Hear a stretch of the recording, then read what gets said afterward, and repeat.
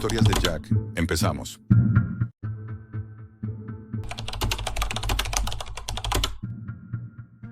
Todo empezó con un pedido barato que prometía carne picada de primera y terminó con un olor que jamás voy a poder quitarme de la piel.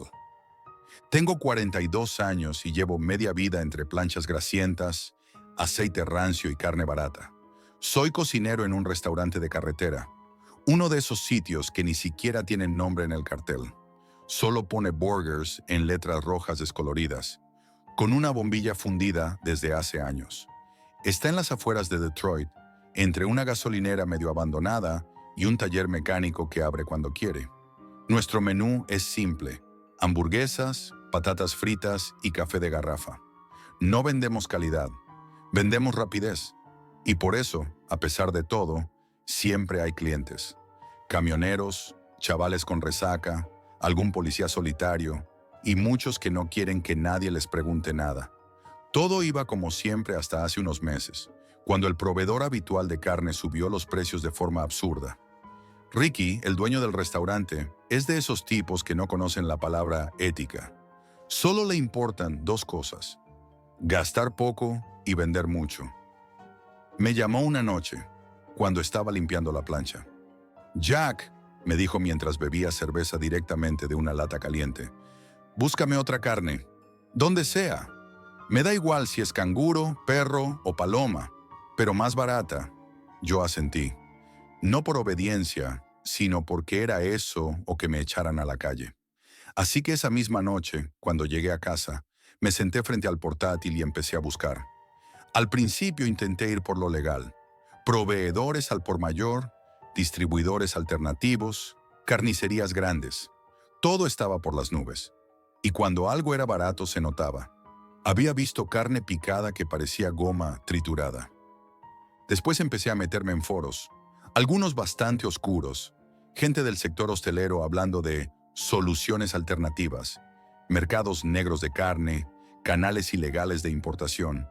Había palabras en clave, fotos borrosas y comentarios que parecían de broma, hasta que dejaban de serlo. Uno de los usuarios me pasó un enlace. Me dijo literalmente: «Si no preguntas mucho, aquí puedes encontrar carne buena, bonita y barata». El enlace no funcionaba en un navegador normal. Tuve que instalar Tor. La web se llamaba meat4chip.onion. Era cutre. Fondo negro, texto blanco, sin imágenes. Solo una lista de productos: carne picada, filetes, costillas. Todo sin descripción. Había un apartado que decía: carnes especiales, no aptas para todos los gustos. No había datos de contacto, solo un formulario anónimo y una dirección de criptomonedas para el pago. Me puse a leer los comentarios de compradores. Eran escasos y crípticos, pero todos decían lo mismo: rápido, buena calidad, discreto. Nada más. Era de noche, estaba cansado, y me dije a mí mismo que no podía ser tan raro. Solo un proveedor más operando fuera de los canales habituales. Total, si funcionaba, me haría quedar bien con Ricky y con suerte podría rascarme un bono. Así que hice el pedido: 2 bolsas de 20 kilos de carne picada mixta premium. Las pagué con unas criptomonedas que me habían sobrado de una época tonta en la que jugué con inversiones. Recibí un mensaje en clave: «Envío en 5 días. Mantente disponible. No preguntes nada». Y eso hice. 5 días después, justo después de cerrar el restaurante, vi una furgoneta aparcar en la parte trasera. No tenía matrícula. Las ventanillas estaban tintadas. Bajó un tipo alto, vestido con una sudadera gris con capucha. No dijo nada. Solo me tendió una caja grande, la dejó en mis brazos, me hizo firmar en una tablet y se fue. Cerré la puerta y llevé la caja a la cocina. Pesaba como el demonio. No tenía etiquetas, ni sellos, ni marca. Solo una cinta negra rodeándola. La abrí con un cuchillo de pan. Dentro había 2 bolsas al vacío, transparentes, llenas de carne picada de un color rojo oscuro, casi brillante. El olor era raro. No como carne podrida. Era más dulce, como sangre caliente, pero con un fondo metálico. Me agaché a olerlo más de cerca. No era desagradable, solo distinto. Lo pasé a la nevera y me fui a casa. Al día siguiente, cuando abrimos, decidí probarla. Preparé 3 hamburguesas con esa carne. Una para mí, una para Ricky y otra para un cliente habitual, un tío grandote que siempre pide lo mismo y no se calla ni debajo del agua. Cuando la carne tocó la plancha, el olor llenó la cocina. Era fuerte, profundo, como si la carne tuviera más sabor solo por existir. Ricky la devoró en 2 minutos. Me miró con los ojos muy abiertos. ¿Dónde has conseguido esto?, me preguntó con la boca llena. Está increíble. El cliente, el grandote, me miró raro. ¿Habéis cambiado la carne?, dijo. Esto sabe mejor. Tiene un punto. No sé explicarlo. Y volvió al día siguiente. Y al otro. Y al otro. Con amigos. En una semana, las ventas se duplicaron. Gente que nunca había venido empezó a aparecer. Nos llovían los comentarios positivos. «Vuestra hamburguesa tiene algo adictivo», dijo una mujer una noche. Me paso el día pensando en ella. Ricky estaba encantado. Me dijo que hiciera otro pedido. Y así lo hice. Mismo proceso, misma caja anónima, mismo repartidor sin rostro. Todo iba bien, hasta que una noche, limpiando la encimera, encontré un hilo blanco entre la carne. No era pelo, era más grueso, más resistente. Tiré de él con una pinza y saqué una fibra larga, parecida a un nervio. Me quedé un rato mirando el trozo.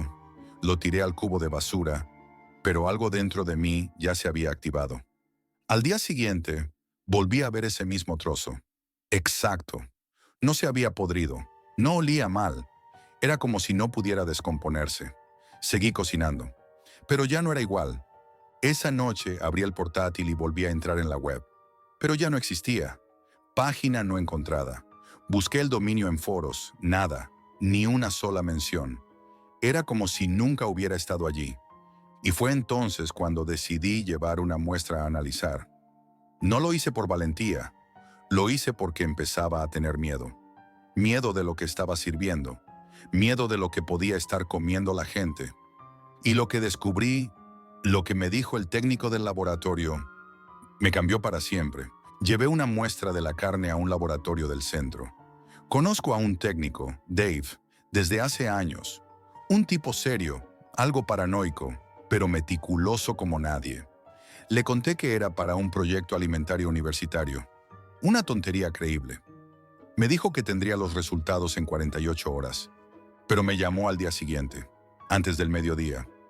Recuerdo perfectamente cómo sonaba su voz, agitada, nerviosa, como si le temblara el móvil en la mano. «Jack, ¿de dónde coño has sacado esto? ¿Qué pasa? ¿Qué tiene? No puedo darte un informe por escrito. Te lo digo en confianza porque te conozco. Pero esta carne no es de vaca, ni cerdo, ni pollo, ni ningún animal que debería estar en la cadena alimentaria». ¿Y entonces qué es? Pausa. La estructura celular es humana, Jack. Carne humana. No hay duda. Sentí como si me tragara un bloque de hielo. Me reí, una risa forzada y seca, esperando que dijera que era una broma. Pero no lo hizo. Colgó y no volvió a responder mis llamadas. Esa misma tarde fui al laboratorio. Me atendió una recepcionista distinta, con cara de funeral. Me dijo que Dave había solicitado una baja médica de urgencia.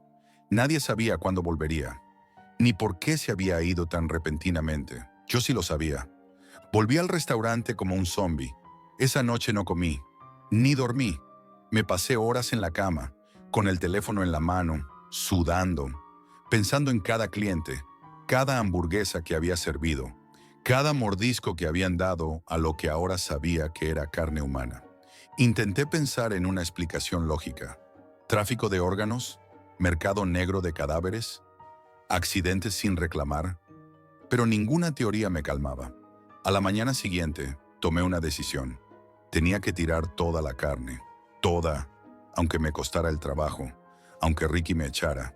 Ya no podía vivir con eso. No podía seguir alimentando gente con eso.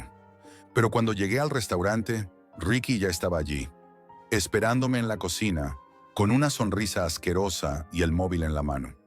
«Jack, buenísima noticia», dijo, como si nada pasara. Acaba de llegar otro pedido, 20 bolsas más, y esta vez con descuento por fidelidad.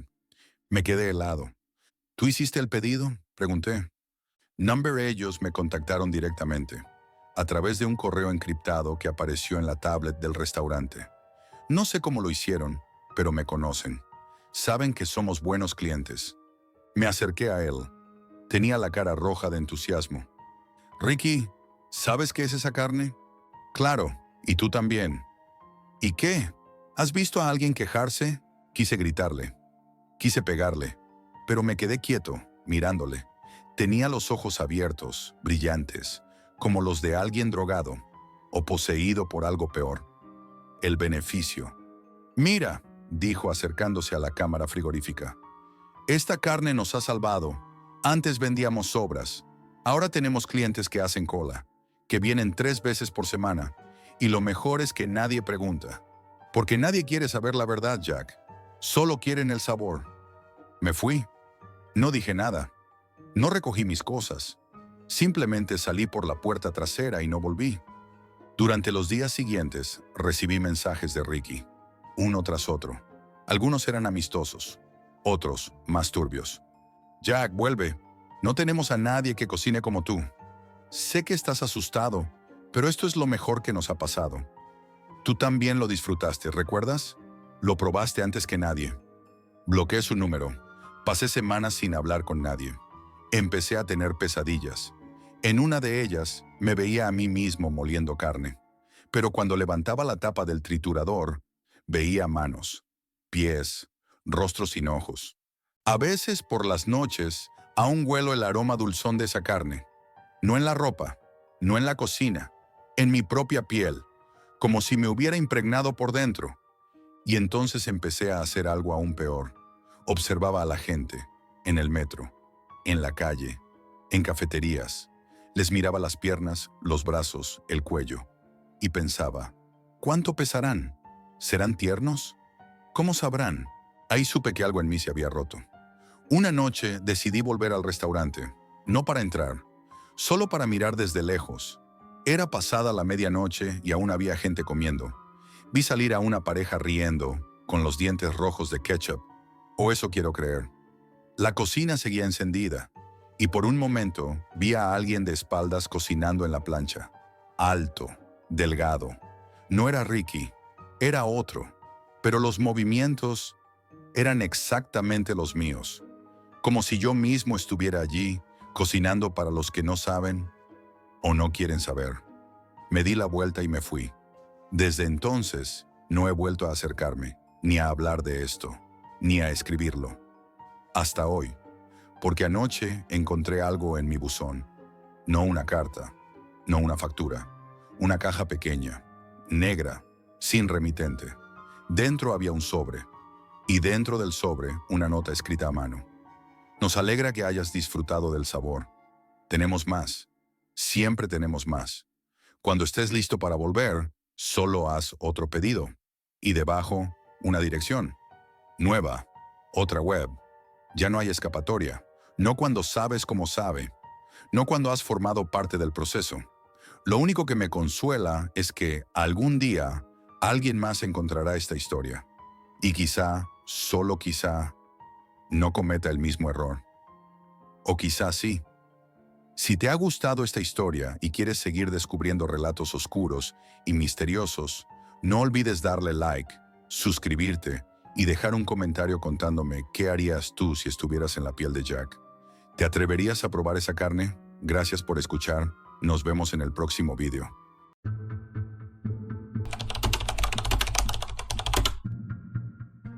Lo peor de la Deep Web no es lo que ves, sino lo que acepta verte a ti. Si estás escuchando esto, es porque todavía no he decidido borrar el archivo que guardo en un rincón olvidado de mi disco duro. Lo que voy a contarte no tiene fantasmas, ni hombres de negro, ni persecuciones imposibles. No es una historia de miedo tradicional. Esto es algo real. Algo que me cambió la vida. Algo que, desde aquella noche, me obliga a mirar por encima del hombro incluso cuando estoy solo en casa. Todo empezó por aburrimiento y curiosidad. Había pasado demasiadas horas navegando por Internet y los foros convencionales me parecían una copia barata de sí mismos. Quería algo más auténtico, más oscuro, un lugar donde la información fuera cruda, sin filtros ni censura. Fue entonces cuando un amigo, alguien a quien consideraba un poco excéntrico, me habló de la Deep Web y de un sitio oculto que él llamaba La Escalera. Me aseguró que era un menú. Cada escalón llevaba a otro nivel más profundo, más inquietante. Él juraba no haber pasado del cuarto. Yo, por alguna razón que no logro entender, quise ir más allá. Me advirtió: nunca abras nada que no entiendas. Pero esas palabras no hicieron más que despertar en mí un hambre oscuro, como si en esos niveles hubiera algo que solo yo podía descubrir. El primer escalón era casi inocente. Foros con textos cifrados, lenguajes que no reconocía, debates que parecían absurdos, pero contenían mensajes ocultos. Me sentí como un arqueólogo digital, desenterrando pistas de una civilización perdida. Sin embargo, ya había una atmósfera rara, una sensación de que alguien o algo estaba observando mis movimientos. Al subir al segundo escalón, los vídeos empezaron a aparecer.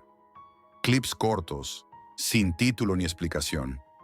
Cámaras de seguridad que grababan ascensores vacíos, calles desiertas a las 3 de la madrugada, habitaciones infantiles donde los juguetes estaban dispuestos con una precisión inquietante, como si alguien hubiera dejado un mensaje en clave. No había sonidos, solo imágenes que te obligaban a imaginar historias aún más perturbadoras. Pero el tercer escalón fue otra cosa. Nada más entrar, me encontré con una pantalla negra y un contador regresivo que marcaba 000321. La cuenta atrás me aceleraba el pulso. Pensé en cerrar, en apagar todo, pero la curiosidad pudo más. Cuando el contador llegó a 0, apareció un enlace. Lo abrí. Era una página con un chat en vivo. Solo había una frase escrita: Jack, ¿quieres seguir bajando? Me quedé paralizado. No había puesto mi nombre en ningún sitio. No había dejado rastro. ¿Cómo sabían quién era? Pensé que era una broma, un truco de alguien que me seguía la corriente. Respondí con un simple sí. En cuanto pulsé Enter, la página se actualizó sola y apareció un vídeo en directo. No era una cámara cualquiera. Era mi habitación. La reconocí al instante. El ángulo desde el que me grababan era imposible sin estar dentro. Me vi a mí mismo, sentado frente al ordenador, iluminado solo por la luz azul del monitor. Me quedé helado. Busqué cámaras ocultas, revisé mi móvil, el portátil, la ventana. Nada. No había señales de que alguien estuviera allí. Volví al chat y escribí: ¿quién eres? La respuesta fue inmediata: Escalón 5. Mi respiración se aceleró. No entendía nada. ¿Quién estaba detrás de eso? ¿Cómo podían verme? Pero no había vuelta atrás, no entonces. Quería saber más. Al llegar al cuarto escalón, las cosas empeoraron. Ya no eran vídeos sin sonido o mensajes encriptados. Eran grabaciones con personas reales, pero nadie las reconocía en los vídeos. Estaban en situaciones cotidianas, pero había algo roto en esas imágenes. La cámara mostraba detalles mínimos: un parpadeo, una sonrisa falsa, un movimiento demasiado rápido para ser casualidad. Era como si la cámara captara no solo imágenes, sino fragmentos de miedo, de secretos que nadie debería descubrir. En una de las páginas encontré algo que casi me hizo cerrar el portátil para siempre: un directorio con nombres de personas, acompañados de fechas y horas. Abrí una carpeta al azar y dentro encontré fotos de un chico dormido, luego caminando por la calle, después sentado en un restaurante. Todo estaba grabado sin que él lo supiera, y cada foto parecía haber sido tomada desde un ángulo imposible, desde sombras que nunca debieron existir. Reconocí ese restaurante. Está a 2 calles de mi casa. El peso de la realidad empezó a aplastarme. Sentí un cosquilleo en la nuca, un frío que me recorrió la columna vertebral, pero no paré. Era como si algo dentro de mí me empujara a seguir, aunque me destrozara por dentro. Y entonces apareció el quinto escalón. No era una página web, sino una descarga. Un archivo pequeño, menos de 1 megabyte. Lo abrí sin pensarlo. Era un simple documento de texto, pero lo que leí me dejó sin aliento. Jack 0017, puerta principal. Miré el reloj. Eran las 00:15. No entendía qué significaba aquello hasta que escuché el ruido. 3 golpes lentos y secos en la puerta de mi casa. No tengo vecinos. Vivo en un pequeño estudio, en la última planta de un edificio viejo. No esperaba visitas a esas horas. Me quedé inmóvil, escuchando. Otro golpe, más fuerte esta vez. Cerré el portátil de golpe, apagué las luces y me quedé sentado en la oscuridad, intentando convencerme de que no había ninguna relación, que todo era casualidad. Pero no lo era. A las 00:17 exactas, la cerradura giró con un sonido tan lento, tan calculado, que aún me hace temblar al recordarlo. No entró nadie. No vi nada. Solo el clic de la puerta cerrándose otra vez. No he vuelto a entrar en la Deep Web. Vendí el portátil, cambié de piso y he dejado de usar mi nombre real en cualquier sitio. Pero a veces, en medio de la noche, despierto sudando y lo primero que hago es revisar que la puerta esté bien cerrada. Porque hay algo que nunca te dicen. En la escalera, los que suben no son enlaces. Son ellos. Y yo sé que, tarde o temprano, volverán a subir hasta mí. Cuando cerré el portátil aquella noche y la cerradura hizo ese sonido imposible de olvidar, algo en mí se rompió. Pero no fue el fin. Al contrario, fue el comienzo de algo que nunca quise, pero no pude evitar investigar más.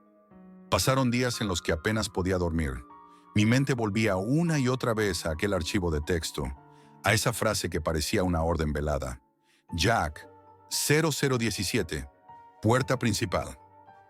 Un impulso casi autodestructivo me llevó a buscar el archivo en copias de seguridad y a intentar rastrear el origen de la escalera.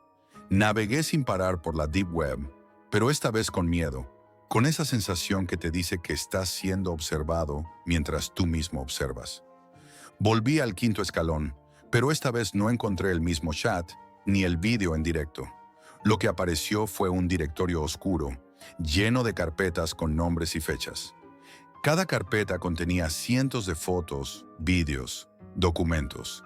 Era como si alguien estuviera almacenando vidas enteras, momentos robados y guardados en secreto. Abrí una carpeta al azar.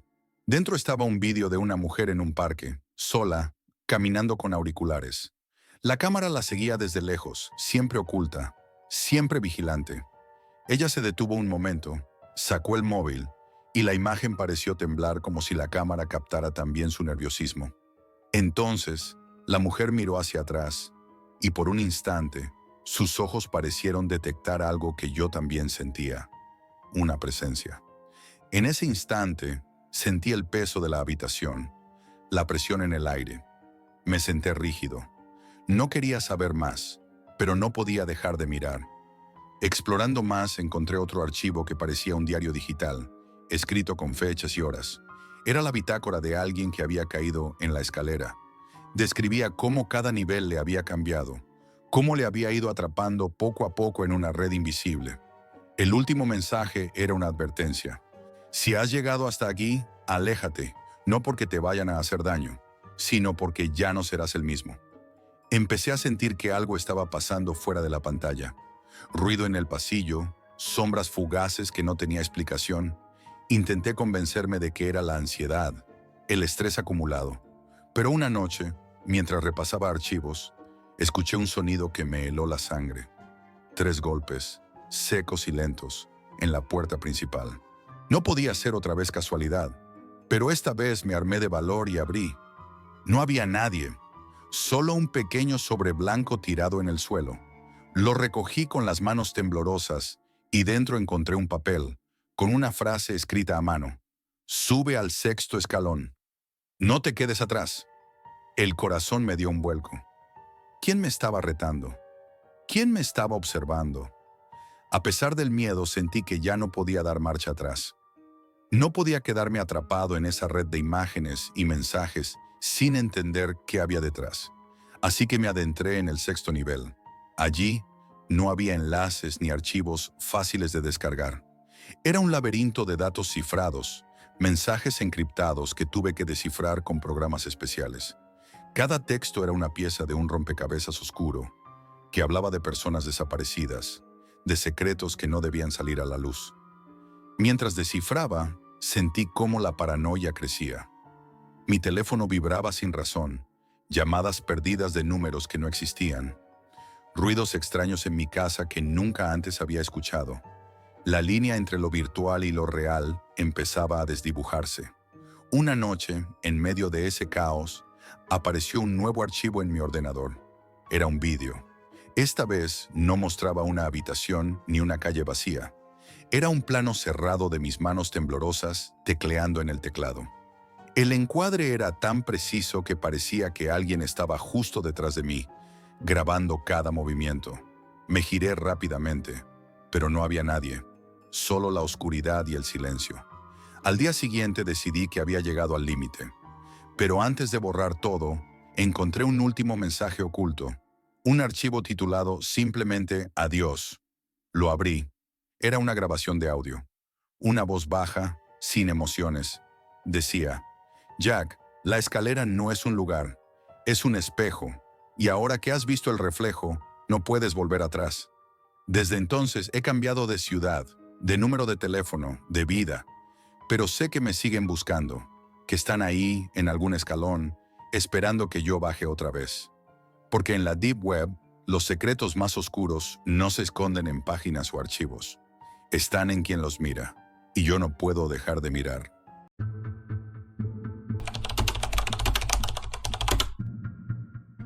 La oficina estaba extrañamente silenciosa aquella tarde. Solo se escuchaba el zumbido monótono de la impresora y el murmullo lejano de algunos compañeros que ya soñaban con salir. Las sombras de las ventanas se alargaban, proyectándose como dedos sobre mi escritorio. Y por un instante sentí una calma que resultó ser completamente engañosa. Había terminado mis tareas rutinarias de pasantía, archivar documentos, revisar algunos casos, nada que exigiera demasiada atención. Sin embargo, mientras exploraba la red interna de la firma, algo llamó mi atención. Una carpeta sin nombre, oculta en un directorio donde, según creía, no debía tener acceso. Una sensación fría me recorrió la espalda. La curiosidad me obligó a abrirla. Con un clic, se desplegó ante mis ojos un universo que no debería existir. Los archivos estaban organizados con un cuidado obsesivo y cada uno llevaba un cifrado tan avanzado que parecía diseñado para alguien que sabía demasiado. Dentro había documentos que iban más allá de la confidencialidad habitual de una firma.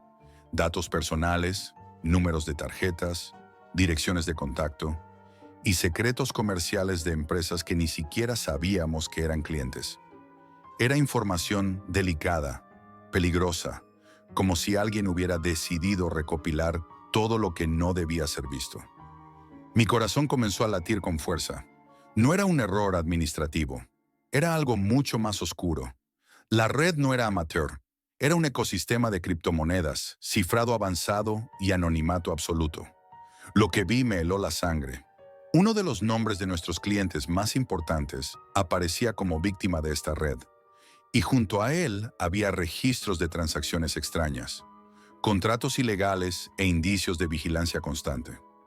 Cada archivo parecía un pedazo de un rompecabezas que no quería existir.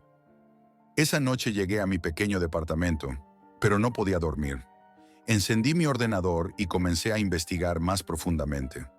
Descubrí foros y chats encriptados, donde los usuarios discutían subastas de información confidencial, contratos ilegales e incluso amenazas a la vida de personas reales.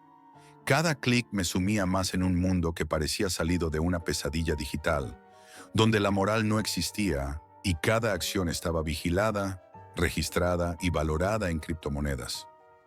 Conforme exploraba, noté un patrón. Ciertos archivos desaparecían de mi pantalla por segundos, reapareciendo con ligeras modificaciones. Era como si alguien supiera exactamente lo que yo estaba viendo y respondiera en tiempo real. Una tarde, mientras intentaba rastrear el origen de un archivo, mi computadora se bloqueó. Apareció en la pantalla un mensaje críptico. Te estamos viendo. No sigas. Mi respiración se detuvo. Miré alrededor de mi apartamento vacío y por un instante sentí que alguien estaba allí, observándome. Supe entonces que no era paranoia. La Deep Web estaba diseñada para dejar huellas invisibles, pero esta vez habían dejado una señal solo para mí. Intenté desconectarme de todo, pero la obsesión me atrapó. Cada día encontraba nuevos archivos cifrados, con nombres que nunca debería haber visto, planes que jamás deberían existir, fotografías de lugares que reconocía pero sin explicación alguna, e incluso videos cortos que mostraban personas en situaciones comprometedoras, grabadas sin su conocimiento. Una noche, mientras revisaba un archivo con una serie de números y coordenadas, noté que coincidían con mi propio barrio. Un escalofrío me recorrió. Alguien estaba usando esos datos para seguir mis movimientos. Para protegerme, comencé a usar VPNs, proxies y sistemas de seguridad que apenas entendía. Aún así, cada sesión me dejaba un rastro, una sensación de vulnerabilidad que se volvía más intensa con cada archivo que abría. Un día recibí un mensaje dentro de uno de los foros encriptados. Sabemos quién eres. Deja de mirar. Pero yo no podía detenerme. Era como si cada advertencia me empujara más profundo, hasta un punto sin retorno. Y entonces una tarde, mientras revisaba correos antiguos de la firma, descubrí algo que me heló la sangre. Uno de los archivos contenía un video donde aparecía yo mismo, entrando y saliendo del edificio. La cámara no era de seguridad común. Estaba colocada con precisión para seguir cada uno de mis pasos. Comprendí que la Deep Web no era solo un lugar de información. Era un espacio donde alguien podía observarte, manipularte y jugar contigo sin que pudieras reaccionar. Cada día la tensión aumentaba. Los sonidos de mi apartamento se volvían extraños. Sombras se movían por la periferia de mi visión y mi teléfono vibraba con notificaciones de números desconocidos que desaparecían al revisarlos. Sabía que estaba atrapado en algo mucho más grande de lo que podía comprender y que cada decisión, cada clic, podía ser el inicio de un peligro que no solo era digital, sino mortal. Las semanas siguientes se convirtieron en un descenso constante hacia la paranoia. Cada sonido en mi apartamento parecía un presagio. El roce de las cortinas, el eco de pasos en el pasillo, el zumbido del refrigerador. Mi vida cotidiana se transformó en un juego de vigilancia y precauciones obsesivas.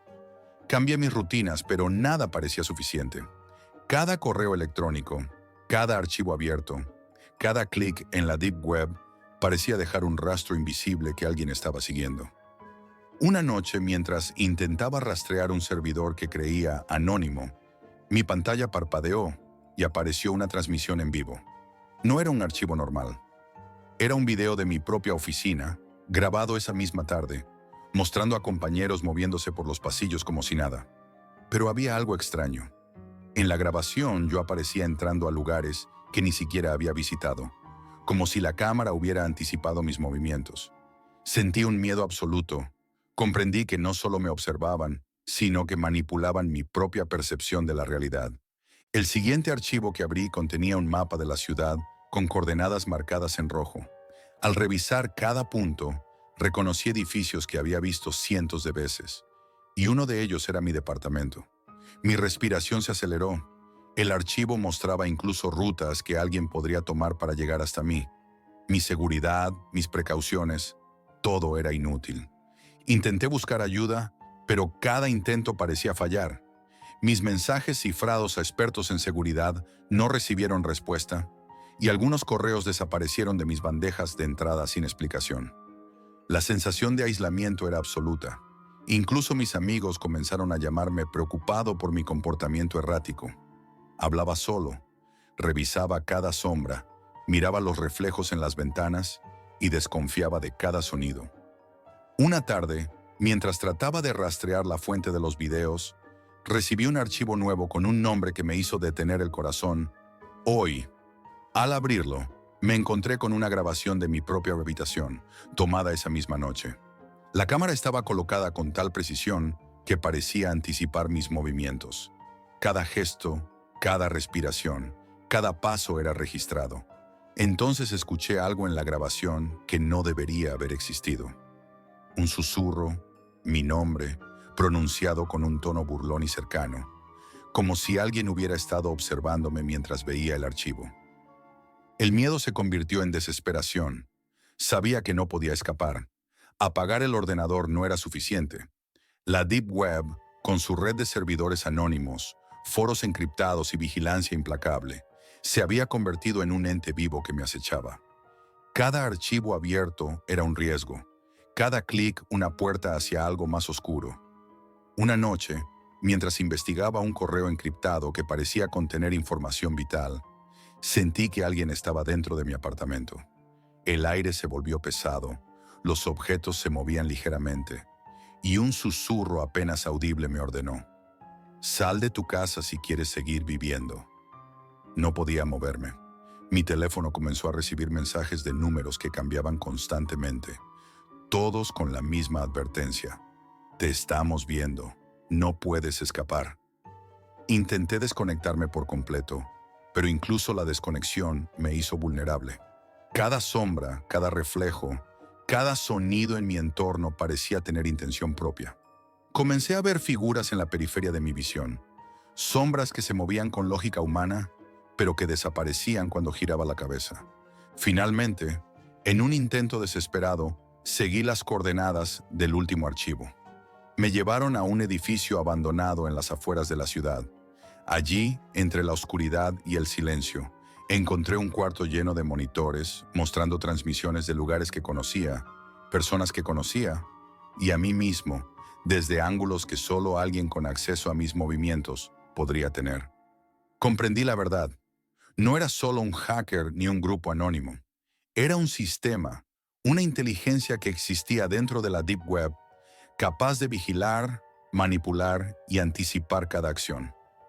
Cuando quise salir del edificio, las puertas parecían moverse de lugar, los pasillos cambiaban, y un susurro final me dio la certeza de que no habría escape. Bienvenido a nuestra red. Aquí, todos los pasos cuentan, y cada clic es tu condena. Desde ese día, mi vida se volvió un juego de sombras y códigos. No puedo salir completamente de la vigilancia. No puedo confiar en nadie, y cada notificación en mi teléfono me recuerda que la Deep Web no es solo un lugar digital. Es un ente consciente que me atrapó, y probablemente me seguirá observando hasta que ya no quede nada de mí.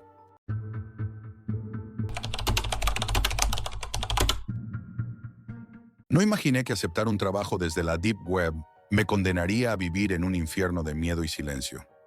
Fue la decisión más absurda y peligrosa de mi vida, aceptar aquel encargo anónimo, aquel mensaje cifrado que apareció en mi bandeja oscura una noche cualquiera. Militar a sueldo, misiones discretas en Asia. Pago alto, sin preguntas. No sabía quién me contactaba, ni qué buscaban realmente, pero la necesidad apretaba fuerte. Mi vida se había convertido en un puzzle roto, y ese dinero parecía la pieza que faltaba. Así que acepté sin dudar. El primer destino fue Bangkok, una ciudad que nunca duerme, pero que oculta en sus entrañas lugares que el tiempo parece haber olvidado. Me adentré en un barrio marginal, donde las luces de neón apenas lograban iluminar calles húmedas y sucias, llenas de murmullos apagados y miradas huidizas. El edificio al que me dirigí parecía un monumento a la decadencia. Paredes agrietadas, ventanas rotas y un olor a moho y abandono que te cala hasta los huesos. Desde lejos noté los grafitis en las paredes, símbolos extraños que no reconocía, como si alguien hubiese escrito un código secreto para espantar a los curiosos. Entré sin hacer ruido. El aire dentro era denso, pesado, y el silencio era tan absoluto que cada uno de mis pasos resonaba como un grito en aquel espacio vacío. Sentí una presencia que no podía ver, como si cientos de ojos invisibles me observaran desde la oscuridad. Subí por unas escaleras oxidadas, con el metal cediendo a cada pisada, y llegué a una puerta entreabierta. Dentro, sobre una mesa desvencijada, estaba la caja metálica que debía recuperar. Era pequeña, sin marcas ni etiquetas, y tan fría al tacto que casi parecía haberse enfriado a propósito para helar a quien la tocara. Al levantarla noté que vibraba suavemente. Esa pequeña vibración aumentó un instante después, como si el objeto tuviera vida propia, como si quisiera avisarme de algo. Una mezcla de curiosidad y miedo me empujó a abrirla un poco, suficiente para ver un dispositivo electrónico complejo, con cables enmarañados y luces rojas que parpadeaban con un ritmo irregular, casi hipnótico. En ese momento, un ruido seco y metálico me sobresaltó. Me giré rápido, pero no había nada, solo sombras alargadas que parecían danzar con la luz moribunda del edificio. La sensación de ser observado se hizo insoportable. Recogí la caja y me apresuré a salir. Afuera, el aire caliente me golpeó como un jarro de agua fría. El barrio bullía de vida, pero yo sentía que algo había cambiado en mí, una inquietud profunda que no me abandonaría. Contacté con el cliente a través de la red cifrada, esperando instrucciones. La respuesta llegó seca y directa. No abras la caja. Entrega intacta en Tokio. No hagas preguntas. El simple mandato me llenó de preguntas sin respuesta. ¿Qué era ese dispositivo? ¿Quién lo había creado? Pero sabía que la única forma de sobrevivir era obedecer. En el vuelo hacia Tokio, la caja parecía cobrar más peso a cada kilómetro. Cada vez que la miraba, las luces rojas brillaban con más intensidad, como si latieran. Intenté dormir, pero la imagen del dispositivo no me dejaba cerrar los ojos. Sentía una presión en el pecho que no era solo física. Al llegar a Japón, la ciudad me recibió con un contraste brutal. Rascacielos iluminados, multitudes apresuradas y una sensación constante de ser un extraño en un mundo demasiado ordenado para mí. Me alojé en un hotel barato y oscuro, donde noté al instante que algo no iba bien. La puerta de mi habitación estaba manipulada. Pequeñas marcas en el suelo del pasillo indicaban que alguien había estado allí. En la pantalla del ordenador, un mensaje aparecía sin que yo lo pidiera. No estás solo. Las horas siguientes fueron un desfile de paranoias y miradas que sentía detrás de mí.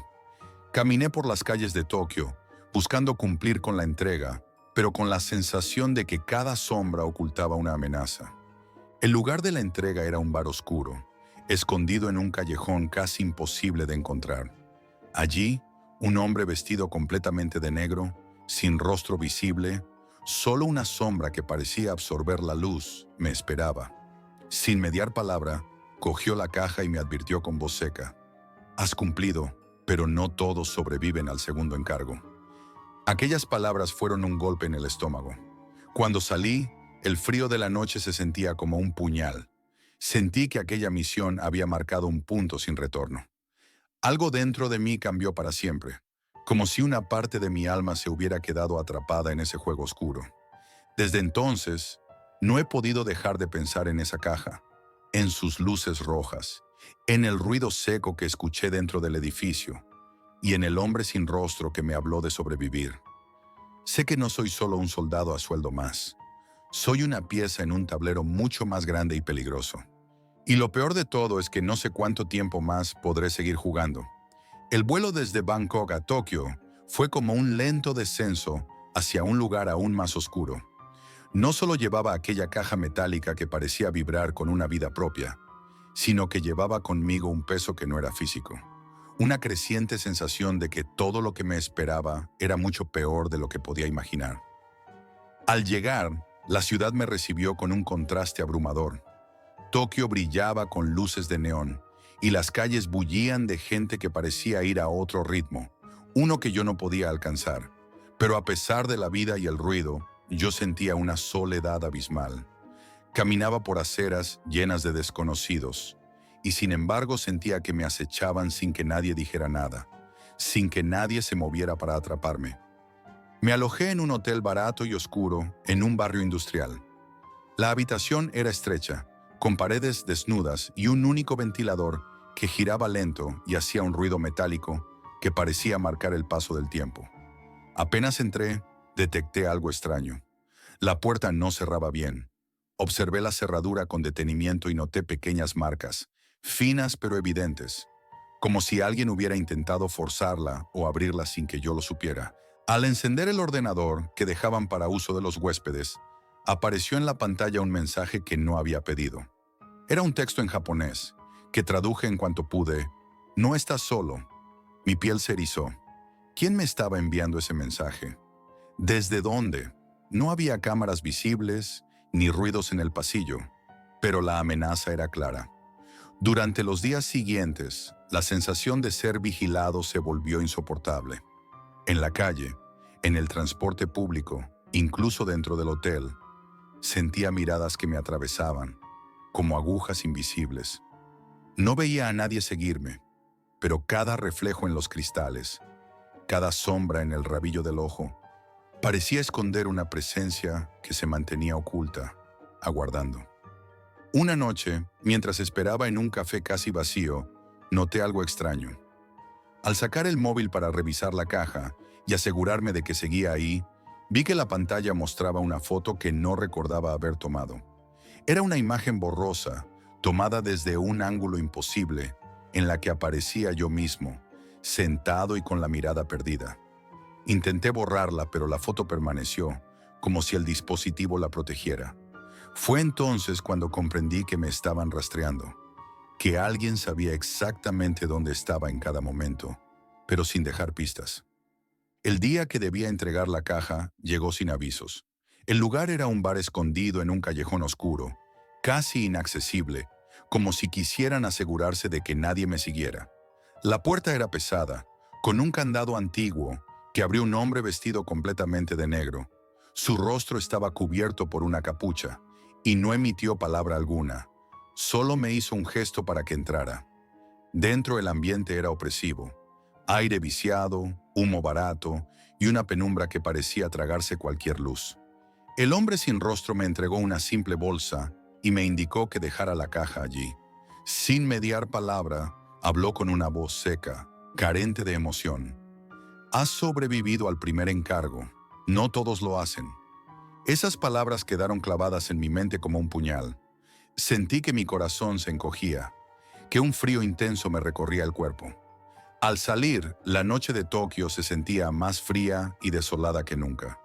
No era solo el cansancio o el jet lag, era la certeza de que aquello no era un simple trabajo, sino una trampa de la que no podría escapar. Desde ese momento mi vida se transformó en un laberinto de mensajes extraños y amenazas silenciosas. Llegaban coordenadas que no podía entender, fotografías de lugares desconocidos y llamadas telefónicas en las que solo escuchaba un silencio absoluto, pesado, como si alguien me llamara solo para recordarme que estaba atrapado, observado. Incluso mis sueños comenzaron a llenarse del brillo rojo de aquel dispositivo, con luces parpadeantes que se encendían y apagaban como un latido enfermizo, y con la voz sin rostro repitiendo una y otra vez su advertencia. La paranoia se fue instalando en mi mente, como un huésped no deseado, robándome la paz y la cordura. Empecé a dudar de todo, de cada persona que me cruzaba, incluso de mí mismo. En un momento pensé que podría estar volviéndome loco, pero no.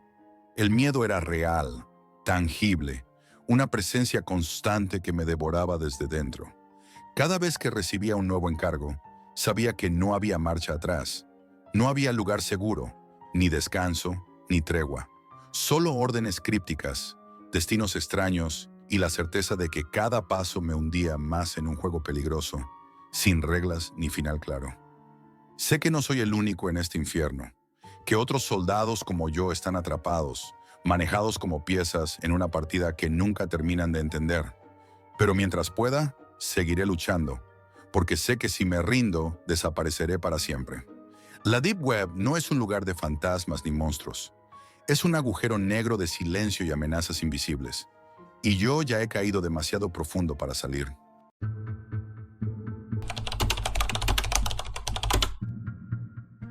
No pensé que un simple clic pudiera acercarme tanto a la muerte.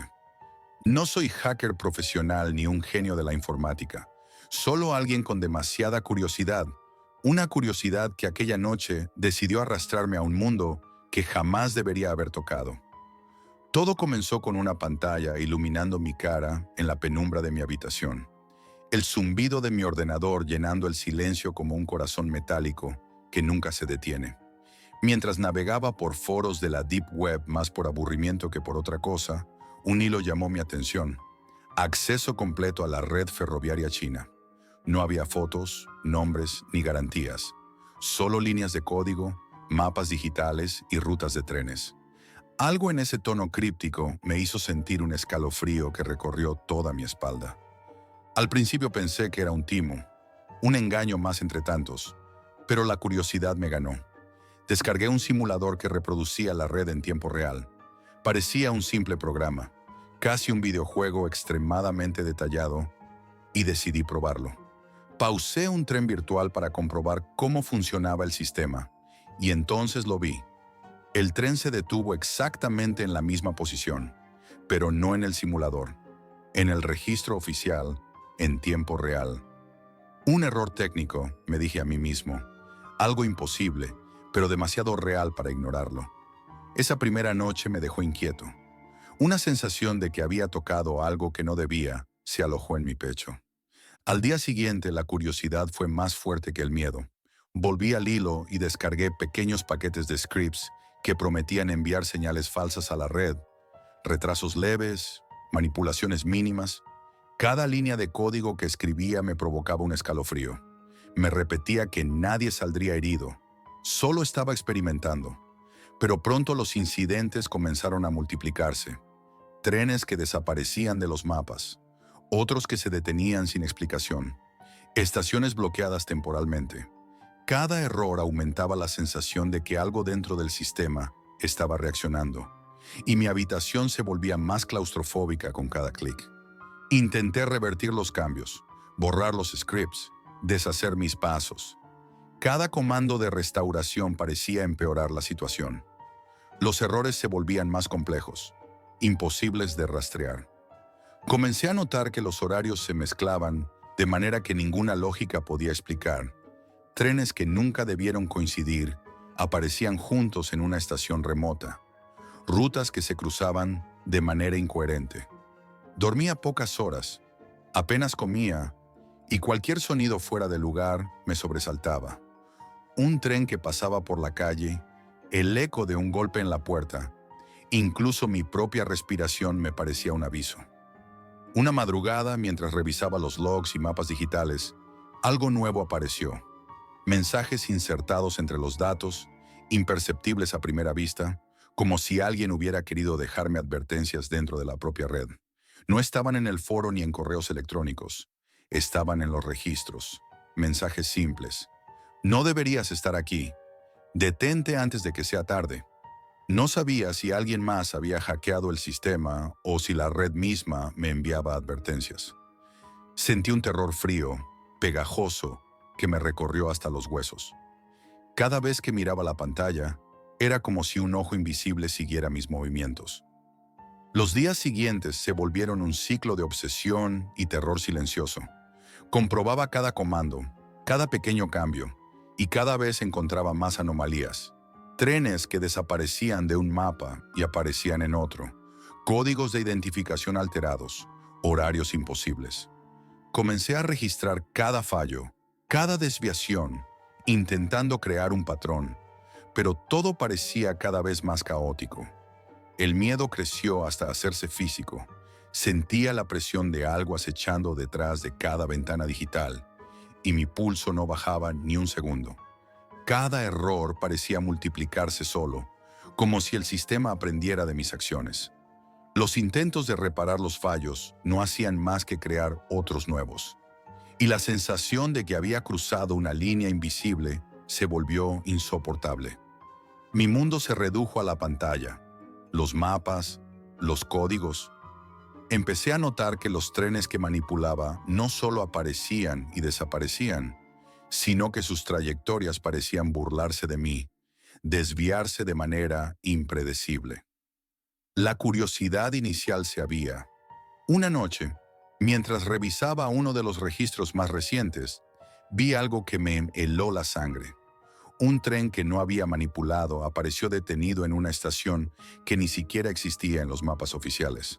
Al observar los logs, descubrí que alguien, o algo, estaba insertando datos adicionales en tiempo real, complejos, imposibles de predecir. No había vigilancia ni persecución, no había fantasmas, solo un sistema que parecía reaccionar a mi presencia. Un monstruo silencioso hecho de datos que yo había despertado sin querer. A partir de ese momento, La línea entre el control y el caos se desdibujó. Ya no podía diferenciar entre mis manipulaciones y las anomalías que surgían por sí solas. Mi respiración se volvió errática. Mis manos temblaban sobre el teclado, y la sensación de que había tocado algo demasiado grande para mí no me abandonaba.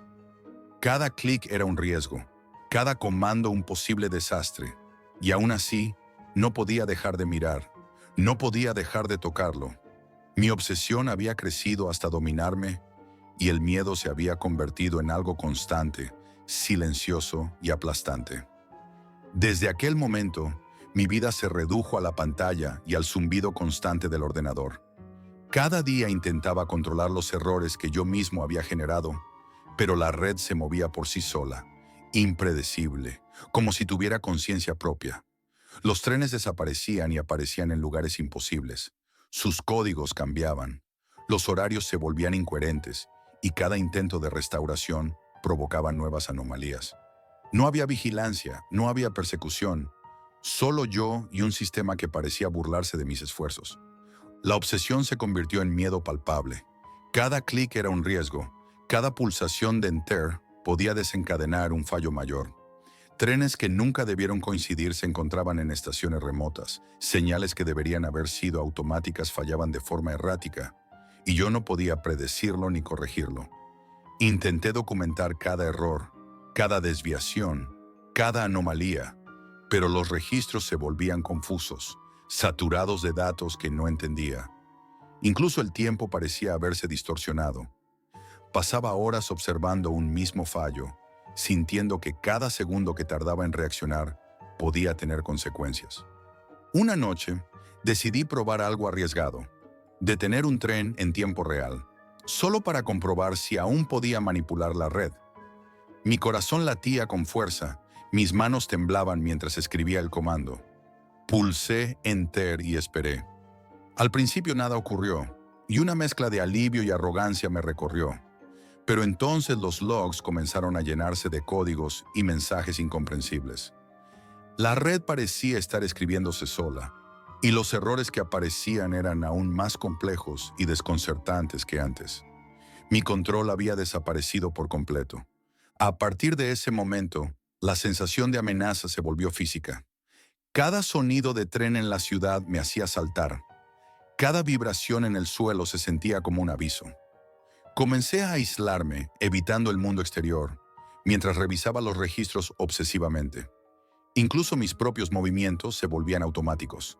Sentarme frente al ordenador, encender la pantalla, revisar logs, tomar notas. Mis comidas eran rápidas, mis descansos escasos, y el sueño se volvió un lujo imposible. Cada noche soñaba con trenes que se desviaban de sus vías, mapas que se doblaban sobre sí mismos y códigos que parpadeaban con advertencias que no podía comprender. Los errores de la red se multiplicaban. Trenes bloqueados en estaciones inexistentes, horarios que colapsaban en cascadas de fallos, rutas que se cruzaban sin lógica. Intenté contactar con expertos en foros, pero nadie hablaba de anomalías tan graves. Algunos mencionaban accesos a la red, pero todos parecían limitados a simuladores o experimentos controlados. Ninguno había provocado fallos que se extendieran a la realidad, y eso me aterraba.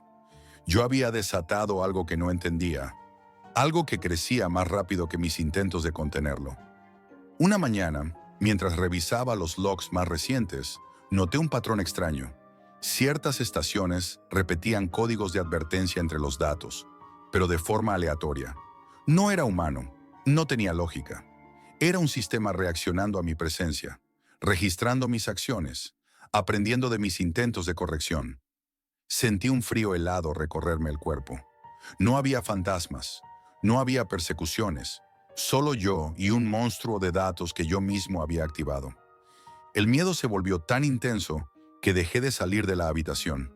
La luz azul de la pantalla se convirtió en mi sol, mi cielo y mi horizonte. Cada movimiento mío era para reparar fallos que aparecían incluso sin tocar la red. Empecé a sentir que algo me observaba a través del sistema, que cada error era un mensaje silencioso. Has cruzado la línea y no hay vuelta atrás. La sensación de culpa se mezclaba con el terror. Cualquier fallo podría causar un accidente real y la responsabilidad me aplastaba. Finalmente comprendí que no podía continuar. Desconecté el ordenador, eliminé archivos, cambié contraseñas. Intenté borrar toda evidencia de mi incursión, pero la sensación persistía. Incluso ahora, meses después, siento que la red me recuerda. Cada vez que escucho el silbido lejano de un tren, cada vez que abro un mapa digital, noto un escalofrío que recorre mi espalda. Algo observa, algo aprende y algo recuerda. No era sobrenatural, no había espíritus, era la consecuencia de mi curiosidad llevada demasiado lejos. Nunca subestimé el poder de un simple clic, ni la fuerza de un sistema que parecía inerte, pero que, en realidad, podía reaccionar, crecer y cambiar de forma imprevisible. La Deep Web me mostró que algunas líneas de código no deberían tocarse. Algunos experimentos no deberían probarse. Y yo aprendí demasiado tarde que la curiosidad puede convertirse en terror y el terror en una obsesión que consume cada segundo de tu vida. Nunca subestimes lo que puede esconderse detrás de un clic. Esto es todo por hoy, amigos, y recuerden, la realidad siempre supera a la ficción.